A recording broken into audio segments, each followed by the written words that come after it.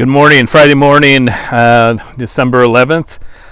Today we're going to be in Hosea 5 through 8, and then the book of Revelation, chapter 2. In Hosea, Israel's leaders are being rebuked for the sinful state of the nation. And it says in here right away, it says, "Hear this, O priest, take heed, O house of Israel, give ear, O house of the king, for yours is the judgment, because you have been a snare and not spread by Tabor. The revolters are deeply involved in slaughter. Though I rebuke them all, I know Ephraim, and Israel is not hidden from me. For now, O Ephraim, you commit harlotry. Israel is defiled." Basically, what I got out of this was when God saw that the sinful state of the nation of Israel, He saw that it was because of the leaders. They didn't lead in godly ways. And I'm not going to try to put in today's world, but really, we see a lot of politicians, a lot of people that are in leadership not follow God's way, and it would be tempting for the priest to really blame the people, I guess, but it was really the fault of the spiritual leaders of the area and of the nature and of the nation. So we can't even necessarily look at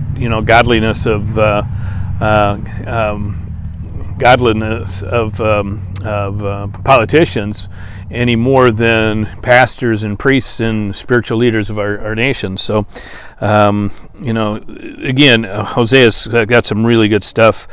What's going on and how things are happening in Scripture today. So, and then, in Revelation 2. Just want to open up my notes here. The letters here are to the seven churches that are similar in structure, and they each really feature certain parts. And some of the things that jumped out at me was an address to a particular congregation that he writes to. Each one of them.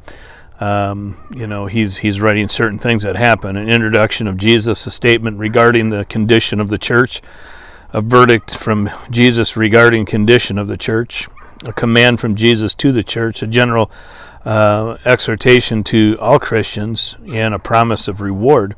In Scripture, we can see the state of each of these seven churches, and really. The state of our own walk with Jesus by looking at what Jesus has to say to each church in each section. So take time and read each one of them.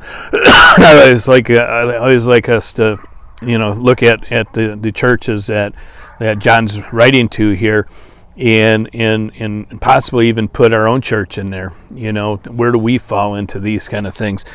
And what do we need to change? What do we need to do different? What are some of the warnings that he was warning these churches back then that we can look at and not make the same mistakes? So, again, enjoy reading the book of Revelation. Look through it, study it, and really embrace it.